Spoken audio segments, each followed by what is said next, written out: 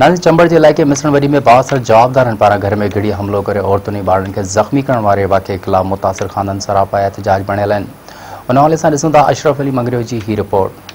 असां चंबड़ बसां मिसणवरी शहर सिटी में मौजूद आहियूं। हिते मिसणवरी शहर में जीअं त हिकिड़ा लोफर क़िस्म जा जेके माण्हू आहिनि उन्हनि जेको सो इन भील बिरादरी में उन्हनि जेको चौदीवारी तक़दस जो पैमाल करे ऐं औरतुनि ते उन हथु खयो आहे। जेके 4 औरतूं जेके आहिनि उहे बि ज़ख़्मी थी चुकियूं आहिनि, 4 मर्द बि जेको सो ज़ख़्मी थी चुका आहिनि। हिन महिल उन्हनि खां पुछंदासीं वधीक छा चवणु आहे उन्हनि जो।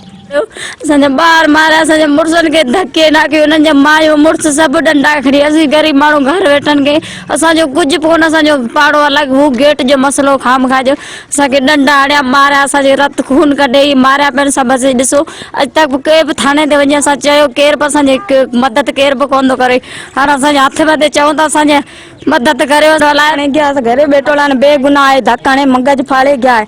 काले बड़े आया तक बड़े आया गेट बीजा खणे काले बड़े आया तो पुलिस एक्शन खणे को थी। सभिनी अचवञ जी घटी आहे। हिकिड़ो मेन गस आहे जंहिंमें जालालजी मास्तर लालजी वारा ऐं संदसि ॿाहिरि जेको ज़ोरी गेट लॻाए असांजो रस्तो बंदि करणु चाहिनि था।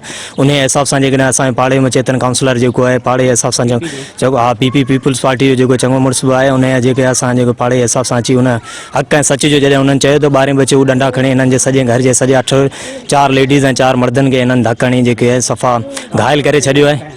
ऐं पुलिस जॾहिं असीं 2 चकर मिसण थाणे यूसी में वियासीं तॾहिं बि हिननि जेको अञा ताईं को बि एक्शन कोन खयो आहे। ऐं नए गेट असीं वियासीं काउंसलर हिनखे चवंदा मेंबर खे त लाज़मी घुराईंदा, इन करे असां दुश्मनी रखी 4 चकर आयासीं। ॿाहिरि विया आहियूं त ॿारनि खे अची धकनि दादागिरी पिया करनि, चाहे इन्हनि खे मारींदासूं, इन्हनि खे हिकिड़ो कोन छॾे हिन मारींदासूं।